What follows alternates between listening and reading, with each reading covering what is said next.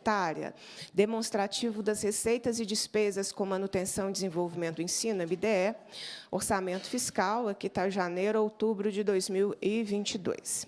Aqui, secretária, a senhora sabe que o saldo financeiro conciliado está do Fundeb. Saldo quer dizer que tem dinheiro na conta. Esse saldo que eu estou lendo. 2.540.247.128 reais. Fundeb. 2.540.247.128 reais.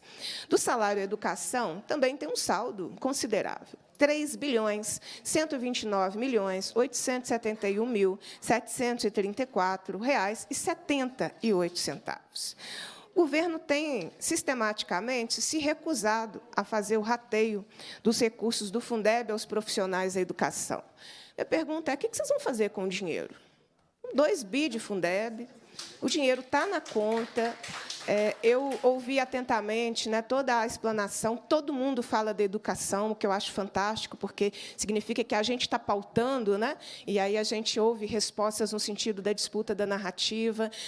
Ouvi do secretário de Educação que vocês vão comprar mais uns tablets, que dessa vez vão funcionar, que vocês estão fazendo aí trilhas do futuro com convênio, né, de mestrado para o professor, que não vai receber pelo mestrado, né, porque a carreira, como está, não recebe pelo mestrado, mas vai poder fazer mestrado, provavelmente, numa escola particular, paga pelo Estado. O que vocês vão fazer com o dinheiro? Não é? Essa é a minha pergunta objetiva, porque o dinheiro tem. O fato de vocês investirem 70% dos recursos do Fundeb não anula a obrigação de fazer o rateio, porque o Fundeb não é para fazer caixa, né? Então, essa é a minha pergunta. Quero lembrar, o governo contesta, né, o direito do pagamento do piso salarial integral, está contestando judicialmente o direito dos profissionais da educação de receber o adveb, está contestando judicialmente o direito à opção remuneratória das diretoras apostiladas. Qual é a política de valorização? Eu falaria essa segunda pergunta, né? Mas é isso. O que vocês vão fazer com 2,5 bilhões de recursos do Fundeb? Secretário de Governo, eu acompanhei atentamente a apresentação do senhor e fui lembrando aqui, fazendo... na verdade, presidente, é meio que um balanço, né, essa Assembleia Fiscaliza, né? É o último, está acabando, então a gente consegue ter uma memória. Eu me lembro que a Assembleia Legislativa votou a reforma administrativa que o governo Zema quis em 2019.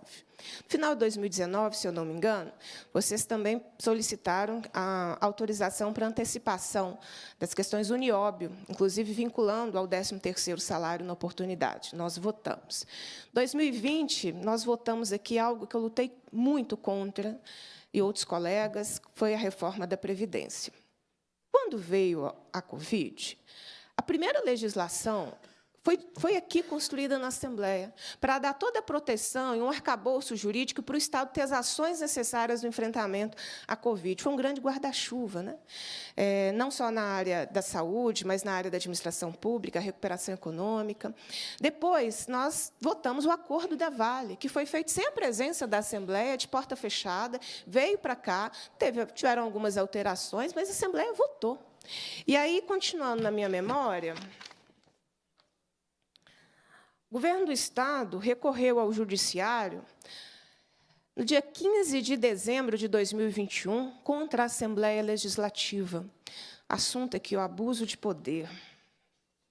Foi a primeira, né, ação.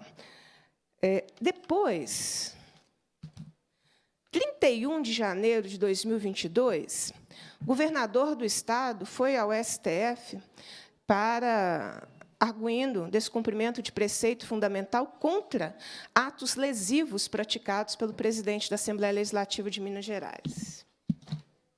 Depois, o Partido Novo, em 31 de março de 2022, ajuizou uma ação no Tribunal Regional Eleitoral de Minas Gerais contra o presidente da Assembleia Legislativa e contra a Assembleia Legislativa, questionando a política de comunicação institucional da Assembleia Legislativa, argumentando que era propaganda eleitoral antecipada negativa.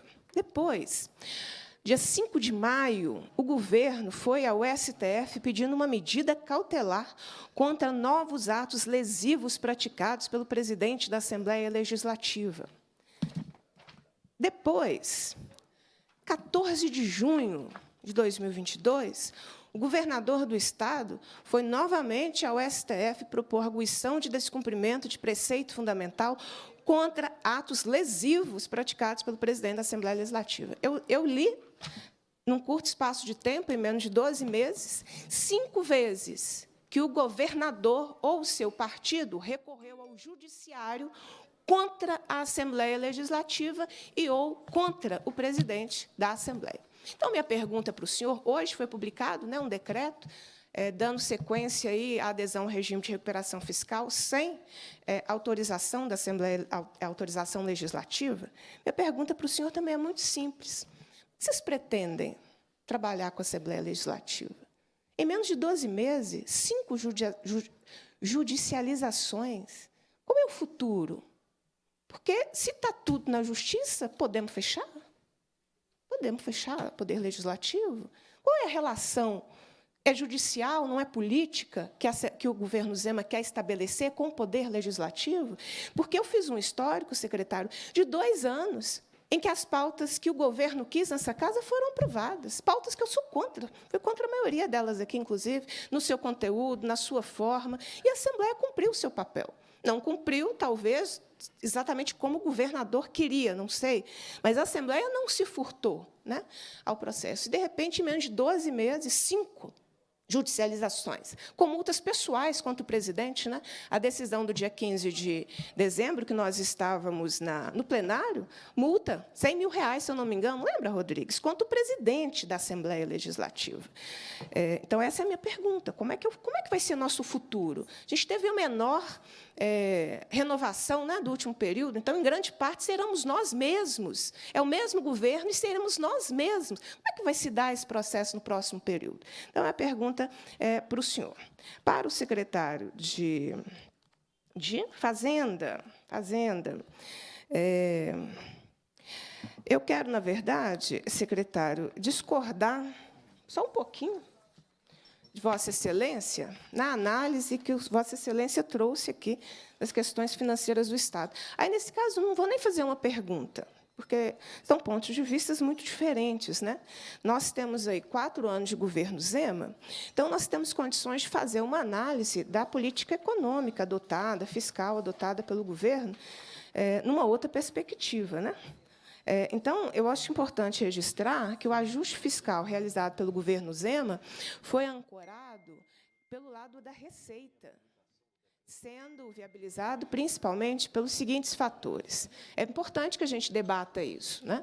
A receita tributária cresceu acima da inflação e da variação do PIB mineiro entre 2018 e 2021, acumulando aí uma alta de cerca de 3% em relação ao PIB, de quase 34% em termos nominais. O caixa do governo contou com um reforço adicional de receita tributária de 19 bilhões, e o ICMS foi uma principal fonte de financiamento do Estado, aí, com uma ampliação de 16 bilhões. Segundo, a receita de transferências também teve desempenho significativo e acumulou a expansão nominal de mais de 28% no mesmo período, representando uma ampliação de recursos superior a 8 bilhões. Vale notar que, durante o governo do PT, a receita de transferência acumulou perda absoluta, menos 13% em termos nominais e relativa a menos 27% em proporção ao PIB, explicitando o cerco financeiro a que foi submetido pelo governo federal ilegítimo do Michel Temer. Terceiro ponto. O caixa do governo estadual também foi reforçado por receitas extraordinárias, advindas do acordo de reparação do crime, porque foi um crime, da Vale em Brumadinho. O acordo judicial envolveu nos caixas do Estado, né? Montante um pouco mais de 11 bilhões, sendo que parcela de 3 bilhões, ou 0,4% do PIB, foi aprovado no orçamento fiscal de 2021.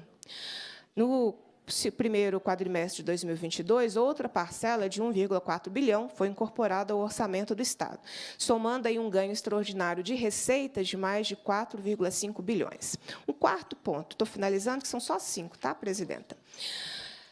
O não pagamento integral do serviço da dívida, viabilizado por meio de 8 liminares obtidas junto ao STF em ações civis ordinárias. Com isso, o governo estadual deixou de desembolsar em juros, encargos e amortizações de dívida mais de 10 bilhões, em média, nos anos de 2019 a 2021, abrindo espaço no orçamento para a sustentação de outros gastos. E o quinto e último ponto, a ampliação de despesas inscritas em restos a pagar processadas, ampliou, né, que abrangem aí os pagamentos que encontram pendentes.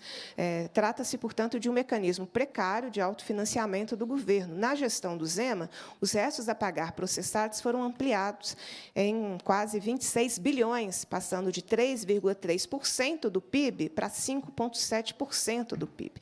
Então, essas questões proporcionaram uma melhora do fluxo de caixa, mas também evidenciaram, e agora nós estamos fechando os nossos mandatos, né, na Assembleia e o governo Zema, então a gente consegue fazer uma leitura mais estrutural, que foi uma política calcada em fatores não recorrentes e precários. O Zema não encaminhou nenhuma medida visando reorganização das finanças estaduais.